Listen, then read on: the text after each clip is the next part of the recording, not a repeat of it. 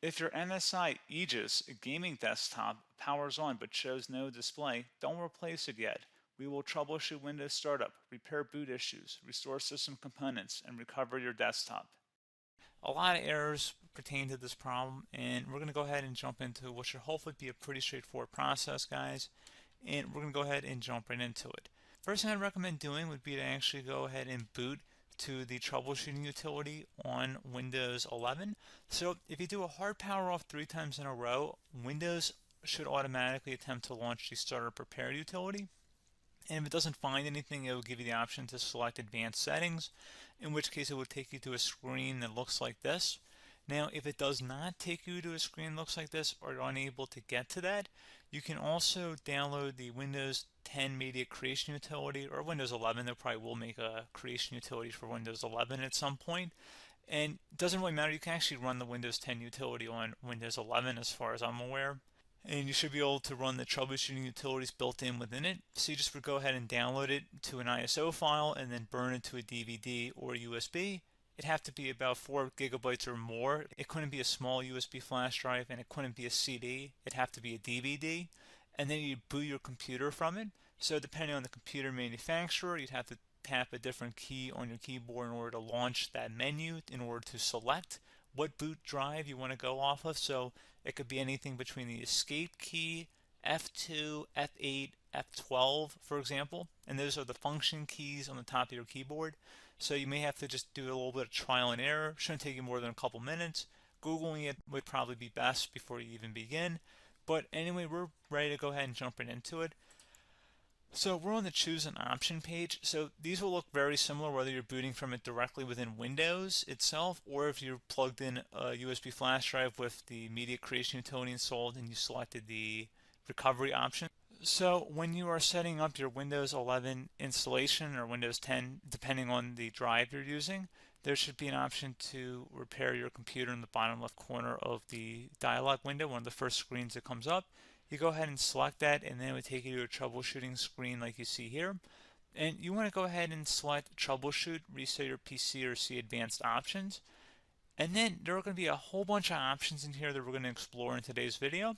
The first one, we're going to actually go underneath advanced options and then select startup repair, fix problems that keep Windows from loading. So go ahead and select that first.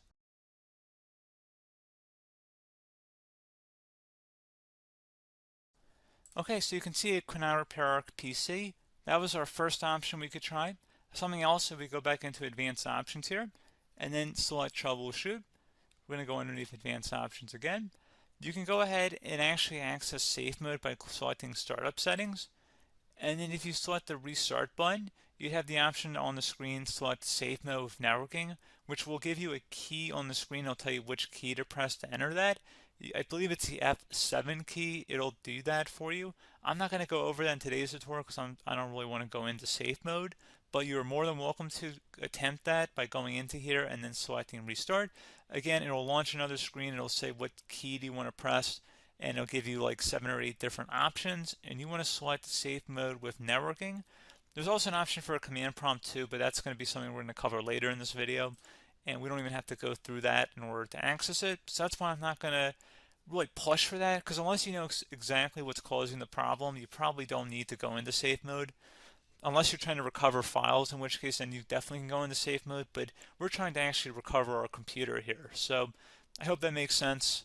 Something else we can also try here as well would be to uninstall updates, remove recently installed quality or feature updates from Windows. So if you go ahead and select that, you can uninstall the latest quality updates, which generally is the more day-to-day updates. Feature updates are the less regularly released ones, like the big ones. I would equate it to service packs in like Windows 7 and Windows Vista and Windows XP. So larger updates that occur once or twice a year at most. And the quality updates are more just a regular update. So probably obviously depend, it'll take longer if you're going to try and uninstall the latest feature update versus quality update. And maybe you don't need to go back that far. So just giving you guys a couple of pointers with that. Something else you can also look at here, and we're going to jump into the command prompt in a little bit, but you can select System Restore, which will use a restore point recorded on your PC to restore Windows. And this is something I would highly recommend here, guys. So select Next. Assuming you have a restore point saved on your computer, you go ahead and select the most recently created one, and you'll select next, and then you'll select the drive. You shouldn't actually have to select the drive. You can scan for affected programs, but we're going to keep it all default here, and then we're going to select finish. So once started, system restore cannot be interrupted. Do you want to continue? I think we're going to select yes. I don't think we have anything better to do on our computer right now, so just give it a moment here to initialize. It will take a couple minutes to run, obviously depending on how large your hard drive is and how much is saved on the system restore point. So just give it a couple minutes here.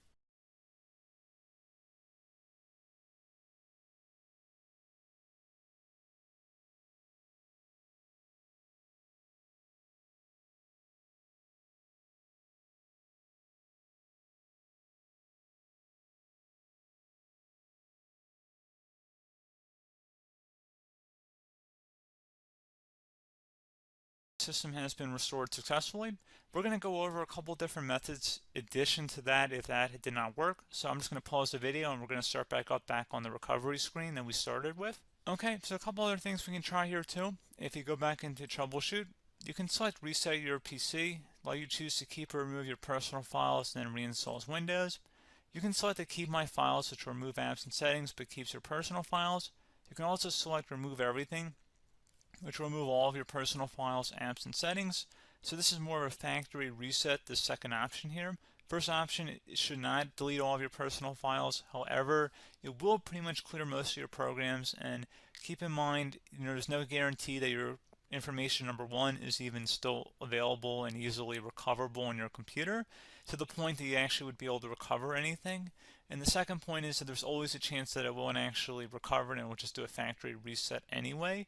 So there's no guarantee that actually would keep your files anyway. So I would recommend trying to get a recovery tool and backing that up first before selecting it anyway.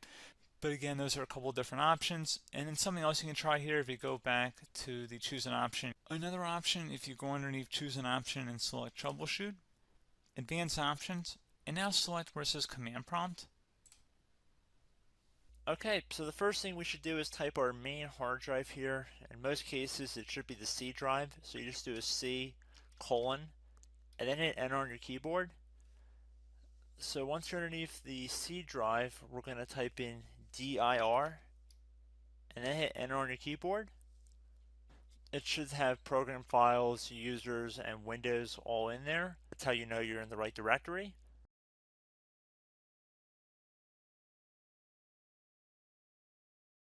In some cases, it might be the D drive as well, so just keep that in mind.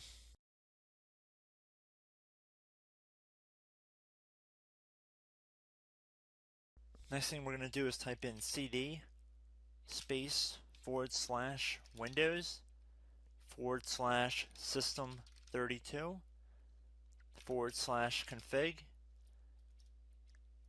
and then you're going to hit enter on your keyboard.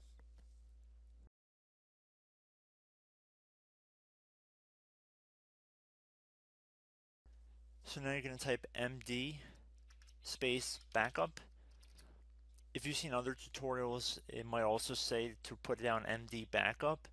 That's because the backup name is pretty common when you want to back something up.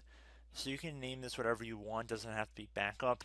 So if you've already made a backup folder in the past, you could do backup 1, for example. So once you're done setting the name you want the backup to be called, hit enter on your keyboard again.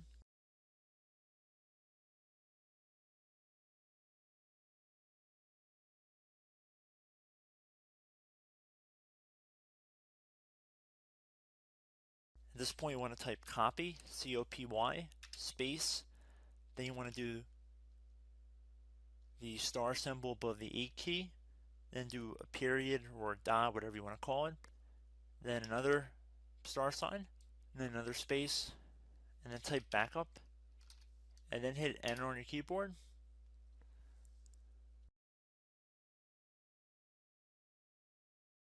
Now you want to type cd reg back, R-E-G-B-A-C-K,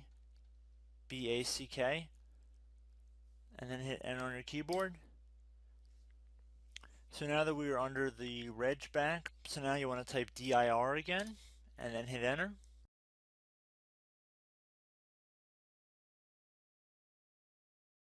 So now at this point we're going to type copy again. So copy, space, star sign, dot, another star sign, space, and then 2 dots.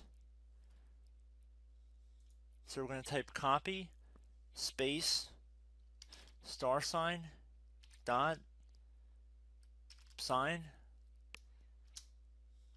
star sign, dot, dot, and then hit enter on your keyboard again. So for overwrite, you want to overwrite all. So type A on your keyboard, so capital A, and then hit enter on your keyboard.